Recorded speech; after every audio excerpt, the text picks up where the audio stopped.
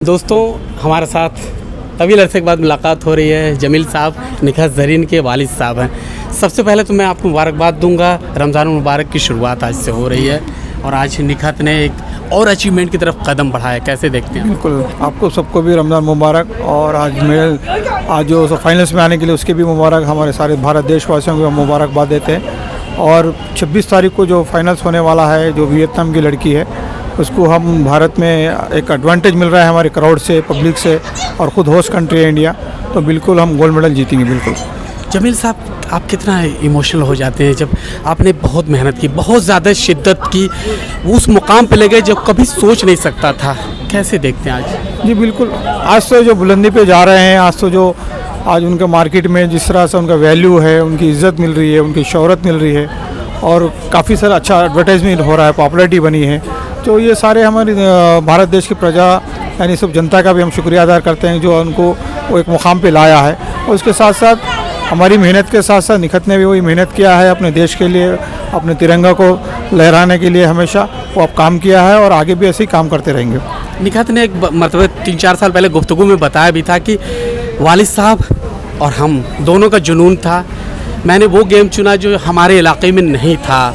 तो उस वक्त आपको नहीं लग रहा था कि निखत कर पाएगी, नहीं कर पाएगी? क्या उस वक्त फील हो रहा था जमील साहब? जी बिल्कुल, वो हमारे शहर में एक छोटे से गांव है निज़ामाबाद टाउन से, तो वहाँ से तो कोई बॉक्सिंग में लड़कियाँ थे नहीं।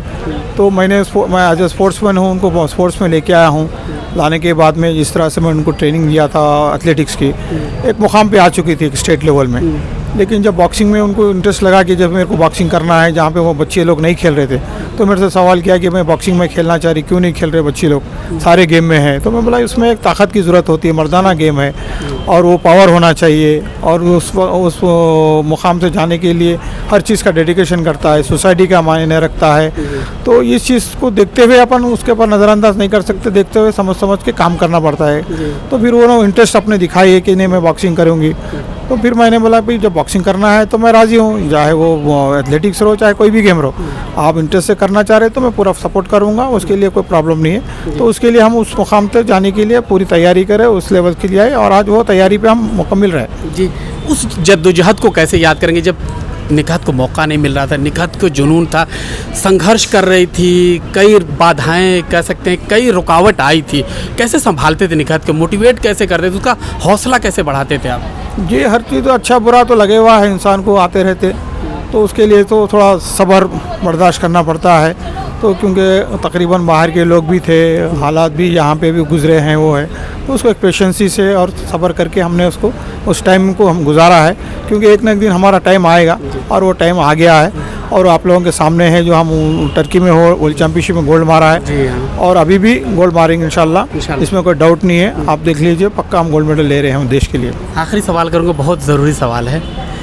जब आप घर जाते हैं, रात में जब सोते बिस्तर में, जब बेटी को याद करते हैं, उसकी अचीवमेंट को याद करते हैं, ज़ाहिर तौर पर आँखें भी कभी कभी भर जाती होंगी, वो लम्हा कैसे याद करेंगे? जी बिल्कुल, हम जब सोचते हैं, सोने के वक्त ही नहीं, खाली टाइम में भी जो अपने आप में तनाव रहते हैं, सोचते हैं कि हम क्या मुकाम पे थे और हम आज क्या मुकाम पे हैं। हमको दौलत के साथ शोहरत मिली, पैसा मिला, हर चीज़ मिला, लेकिन हम वो वक्त भी देखते कि भाई हमारे एक सोसाइटी में एक लड़की को जहाँ मुकाम नहीं मिलता है, जिस तरह से स्पोर्ट्स में, तो उस स्पोर्ट्स में हम एक मुकाम मिला है, इज़्ज़त शोहरत पैसा सब कुछ मिला है, तो हम ऊपर वाले के शुक्रगुज़ार भी है, और हमारे हिंदुस्तान की जनता का भी है, हमारी हुकूमत भी है हिंदुस्तान की, ख़ासतौर पे फेडरेशन साई स्पोर्ट्स वाली मिनिस्ट्री भी है, और साथ साथ हमारे स्टेट के सीएम चीफ मिनिस्टर साहब और उनकी बेटी कविता मैडम ने भी बहुत सपोर्ट किया फाइनेंशियली, और उन लोग के सपोर्ट से भी आज हमको जो सपोर्ट चाहिए था फाइनेंशियली, वो हेल्प से आज हम इस मुकाम पर ठहरे हैं। उन वालिदैन को कैमरे पे देख के बताइए, क्या कहेंगे जिनकी बच्चियाँ खेलना चाहती हैं, वो नहीं जा पाती, क्योंकि आप एक रोल मॉडल हो गए, एक वालिद के तौर पे, एक पिता के तौर पे?